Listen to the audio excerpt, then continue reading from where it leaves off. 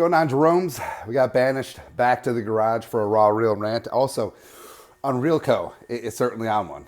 I mean, icy white for the whiteout game against the Lions Christmas Eve. It's fantastic, man. Although, as you can tell, as it gets colder, it's going to be like chicken's done.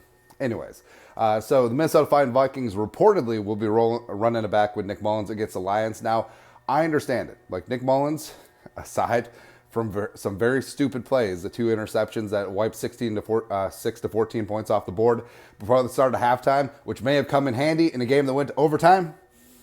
Not that I'm still bitter. And overall, Mullins did operate the offense efficiently. He distributed the ball. He didn't get JJ killed. And Addison had himself a big-time game. Hawkinson, too. But I don't know, just woke up feeling dangerous today. I woke up in a very conspiratorial mode, and a lot of Vikings fans are wondering, it's like, hey, why don't the Vikings see what they have in rookie Jaren Hall? And don't get me wrong, I'm a big Jaren Hall fan, 5th round pick, the pride of BYU, the Mormon missile is going to be legit.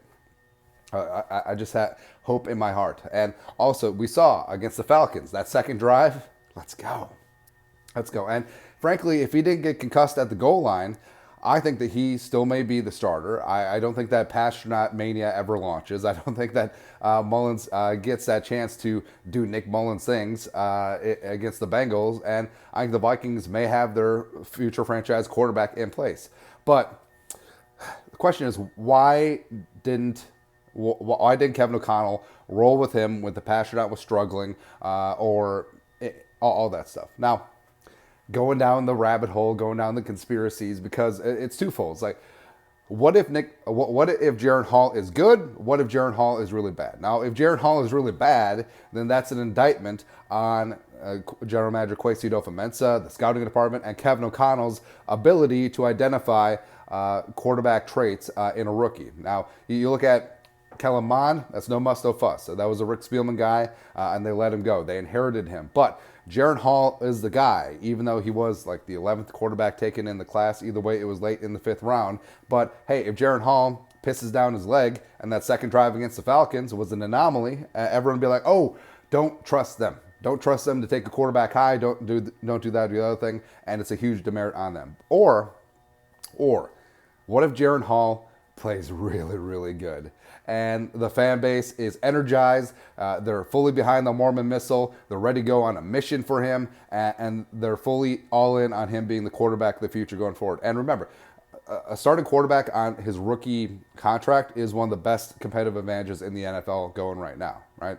And I don't know if Kevin O'Connell and Kwesi fully want that, because again, here comes the conspiracy, because I think 100% they fully want Kirk Cousins back in 2024, because I think right now Kirk does give them the best chance to win. I think that him coming off the Achilles could give them a chance to get him back at a discount. And Kevin O'Connell deserves credit for raising up Kirk's game last year, but also, I mean, Kirk covered up a lot of ills when it came to Kevin O'Connell's play calling. And the offense looked really, really good when Kirk was here. He was playing at an MVP adjacent type level, etc. And Kirk coming back, it lessens the pressure for the Vikings to find their quarterback of the future. Because imagine if Kirk doesn't re-sign here. Say Kirk signs in Atlanta or Pittsburgh or somewhere else in free agency. Because remember, they can't tag him before his contract voids. Then what do the Vikings do? I mean, do they run it back with Mullins or the Pasternak, or hope that Jaren Hall is good, or just throw a dart in the first round? And then the pressure's on. Because if that guy misses, then Kevin O'Connell and Kwesi, their jobs and their ass could be on the line. Now, Kirk sort of delays that. Kirk does give the Vikings the best chance to win. Also, it delays it prolongs that scholarship a little bit longer. Last year, 13-4 win the division. Kirk playing extremely well. I mean, that put Kwesi and Kevin O'Connell on scholarship for a hot second. So even though I think that Mullins played well enough to earn the start against the Lions, I sort of understand why maybe Kevin O'Connell's a little bit. We'll see what the rookie has at a later point in time, right?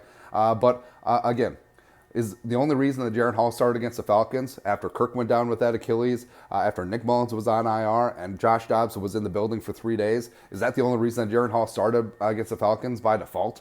Because they didn't want to try out Sean Mannion? Who knows? Who knows, man? But anyway, like I said, I'm feeling really conspiratorial today. Although, if the Vikings lose against the Lions and those playoff chances take a huge hit, Jaren Hall has to start the final 2 games. And just either way, like even if it potentially impacts bringing Kirk Cousins back, even if it exposes Jaren Hall as not so great, I don't care. I don't care. You got to see what you got in the Mormon missile. But anyways, that's it. Raw Real Garage Rant. Why Kevin O'Connell isn't starting Jaren Hall. It's a conspiracy, man. Let us know your thoughts on our thoughts in the comment section below. Subscribe for daily Vikings takes. Want to support the work? Put a little something in the Venmo. But next time, Skol, no production value.